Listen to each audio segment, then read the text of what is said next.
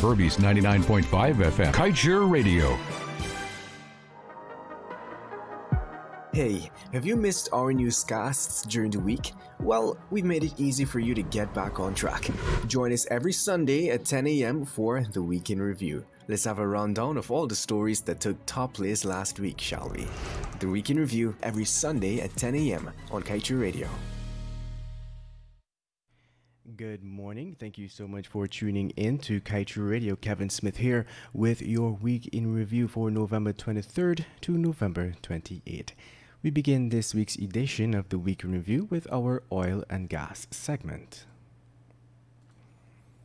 ExxonMobil's behavior in Guyana is an attempt at colonization, international lawyer Melinda Janke. Now, Janke said the main point of colonization is to take a country's resources and to pay little or nothing. The colonizing entity co-opts the political elite. Then, the colonizing entity and the co-opted political elite rely on agents and accomplices. Together, you have an unholy trinity that completes the colonization. She explained that in order to get away with this, ExxonMobil has to fool people. She reminded that in the old days, European colonizers promised civilization and better fate. Let's also remind you that unless Surinamis are not qualified for a job, locals must always be chosen in front of foreigners or expatriates. Interestingly, this rigid rule is absent from the local content laws of Guyana. Also, the petroleum laws of Suriname demand that there be a competitive transaction between contractors and subcontractors in the oil and gas sector. This competitiveness means that there would be a higher level of transparency, which would be offered at the best prices. Concerningly, this rigid rule is absent from local content laws of Guyana. The draft local content policy was finalized by United Kingdom consultant Dr. Michael Warner, who ExxonMobil happens to be a client of. He ignored and removed key recommendations to give Guyanese an advantage in the oil sector. Also, ExxonMobil said it identified the considerable undrilled potential of more than 50 leads in the blocks it operates offshore Guyana. It is looking to do more drilling in prospects targeted in the Kaieteur, Kanji, and Stabroek blocks. We also reported that from beginning to end, the PSA governing the Stabroek block has some of the world's most oppressive provisions, which ensure the lion's share of the nation's wealth goes to ExxonMobil and its shareholders. Also interwoven into the Stabroek block deal are traps that will leave Guyana shackled by debt for decades to come.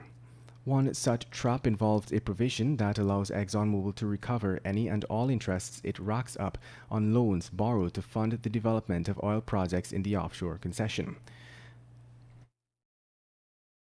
Let's also remind you that Alison Redford, the former politician sent by Canada to review ExxonMobil's $9 billion pay hour project, has benefited from thousands of dollars in donations made to her political party by a subsidiary of ExxonMobil called Imperial Oil. Imperial is a petroleum company operating in Canada, majority owned by ExxonMobil. In the period during which the donations were received, Redford quickly moved up in her party, eventually becoming its leader. We also reported that to develop a massive oil and gas reserve like Guyana's Stabroek block, there will be an urgent need for facilities close to the shoreline to support the setting up of equipment before it is transferred offshore, along with maintenance work for vessels. These shore-based facilities make billions of dollars for providing such services. Baker Hughes, an American company that boasts of being one of the world's largest oil field services companies, is awaiting approval from the EPA to construct an $8 million shore-based facility at Land of Canaan. What should be noted is the fact that this company has a well-documented history of bribing politicians to win oil contracts. Meanwhile, the Stabroek block is so large that it is 1,150 times the size of a Gulf of Mexico oil block. This is what was said by President and CEO at Hess Corporation, Gregory Hill. The Stabroek block is 6.6 million acres. According to the U.S. Bureau of Safety and Environmental Enforcement, a regulator in the Gulf of Mexico, typical blocks there are 5,000 to 5,760 acres. We also reported that activist hedge fund Elliott Management Corp invested at least $30 million in Kaieteur Energy, a small firm focused on oil exploration in Guyana, the world's newest oil and gas hotspot, to people familiar with the matter said. Meanwhile, Professor of Economics at the University of South Florida, Dr. Taron Kemraj, believes that there are several dynamic changes that need to be made to Guyana's governance structure if the country is to succeed in its management of oil to secure maximum benefit for the people. The present system, he opines, promotes disunity. We also reported that the oil and gas industry is so immense, it often leaves room for the majors and super majors in the corporation to abuse loopholes and slack oversight. To guard against this, compliance and good oversight are needed for the sound governance and monitoring of the oil sector. This is opined by the recently relieved EPA head, Dr. Vincent Adams. He revealed that he was leading the charge that ExxonMobil should have relevant technology to re-inject any and all toxic water extracted during the oil production process. Once he was out of the way, ExxonMobil, it appeared, got its way since it was not required to put any technology for re-injection in place for the Payara project. Dr. Adams said he is of the firm belief that Guyana has made a great blunder. We also reported during the course of last week that being the opposition's shadow minister with responsibility for the oil and gas sector in the National Assembly, one would expect David Patterson to be au fait with the details of the opposition leader Joseph Harmon's promised oil and gas press conference. However, it appears as if Patterson was left in the dark as he seemed unsure on whether Harmon would be upholding his commitment at all. It has been more than a month since that promise was made by Harmon, and to date there has been no word on when the press conference would be held. Meanwhile, the two were not included on the Parliamentary Natural Resources Subcommittee. However, even in this absence, both men have given assurances that they will be ready to able to give support and guidance to the members of the said subcommittee.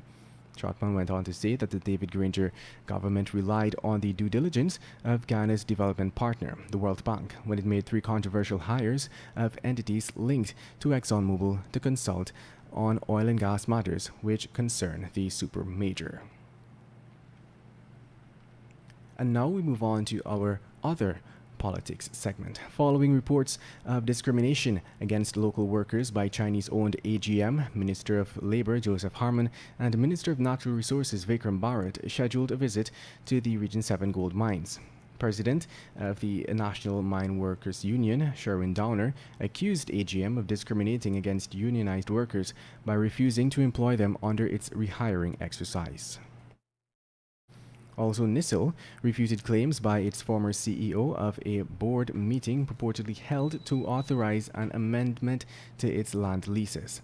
The amended clause resulted in the large-scale transfer of prime state lands situated at Peters Hall, now under investigation. Colvin Heath London, who was released on bail, had sought to clear his name of fraud allegations by pinning the blame on his predecessor, the late Horace James. But according to the recently appointed NISIL board, that board meeting never occurred. NISIL claimed too that the documents released by London's attorney appeared to be fabricated and they lacked the normal format used by the company. We also reported that President Irfan Ali said that Guyana and Suriname have taken the important step to formalize a new cooperation mechanism which establishes a framework for dialogue to guide future collaborative efforts aimed at improving the lives of citizens. And also, as the investigations continued into the giveaway of prime state lands by GLSC, it was discovered that the Commission transferred lands belonging to the National Sports Commission to a private individual. According to Attorney General and Legal Affairs Minister Anil Nandlal, that individual later subleased the large plot of land to a fast food chain outlet, garnering millions in revenue. We also reported that PPP councillor and of the Georgetown City Council, Dimitri Ali, was suspended from their statutory meeting on Monday after an alleged attempt to record the proceedings. The councillors, as well as the Georgetown Mayor Ubraji Narain, were in deep discussion when Narain noticed a flash coming from Councillor Ali's cell phone. After refusing to apologize and have his phone checked, a vote was taken to have him suspended.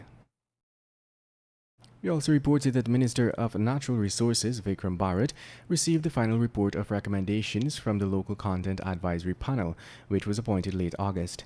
It is expected that the report will be handed to the President, who will provide guidance on the way forward.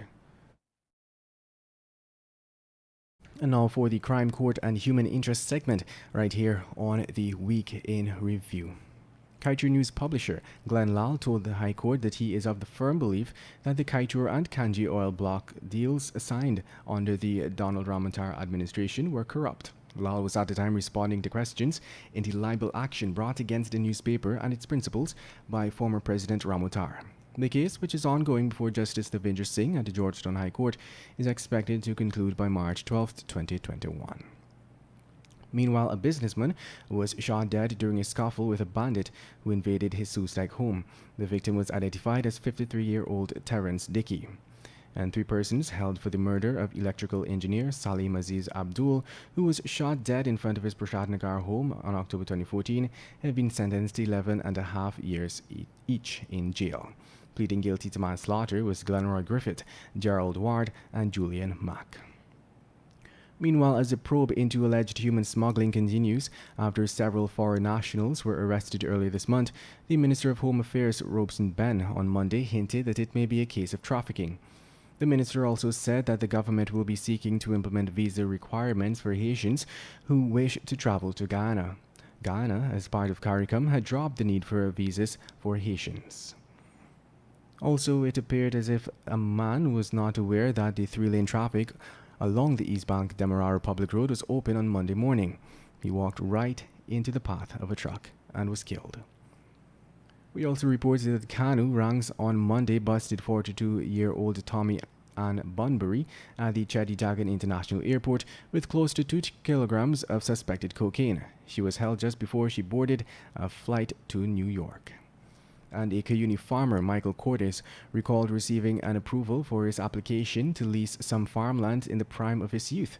Now, age 60, and some 37 years later, he still awaits his lease instrument. Earlier this year, Cordes visited GLSC to inquire about the lease and was told that he cannot receive a lease because the land was sold to someone else. Meanwhile, several ranks were placed under close arrest as a probe continued into an estimated 150 guns that reportedly vanished from the police force armory at Ivlery. Information suggested that the weapons started disappearing in 2018 under the administration of the coalition. Also, the good intent community was thrown into a state of shock as news spread that a drug addict brutally murdered his mother and left his 5-year-old niece battling for her life in the West Demerara Regional Hospital. Allegedly beaten and stabbed to death by her own son is 62-year-old Jennifer Anderson. Police, however, believe that more than one person participated in the heinous crime. Also, 31-year-old Leshina Morgo, who allegedly stabbed and killed her brother in a bid to protect her sister-in-law, appeared in court on a manslaughter charge and placed on $250,000 bail for the murder of her brother, 20-year-old Alex Morgo, both of Parika Bakdam. We also reported that governments of Suriname and Guyana decided that the border crossing between the two countries will remain closed until there is a decrease in the COVID-19 cases. Also, President Ali announced that all healthcare professionals will be given a 2-week bonus in December. The president explained that his team made some necessary changes to allow for all healthcare workers to now access COVID-19 risk allowances. We also reported that Chief Justice Roxanne George Wiltshire dismissed the challenge by the recently reappointed Minister of Finance, Dr. Rashni Singh, and new head of the government's Gas to Shore project, Winston Brassington, over the misconduct in public office charges, which was brought against them by SOKU. The Chief Justice essentially ruled that Singh and Brassington must return to the Magistrates Court and face the charges. Meanwhile, a policeman was remanded to prison after he appeared in court for allegedly engaging in sexual penetration with a 13-year-old girl. He was not required to plead to the indictable charge, and he is expected to make his next court appearance on December 16th. We also reported that 54-year-old Jaipal Hitlal of Seaview, West Coast Demerara was sentenced to 20 years in prison after he admitted to killing senior citizen Bibi Kaniz. Hitlal was initially charged with murder in the furtherance of a rape. We also reported that Uche Okoye, a Nigerian man, was charged for running a criminal scheme in which he allegedly swindled money from the pockets of several Guyanese and for entering Guyana illegally.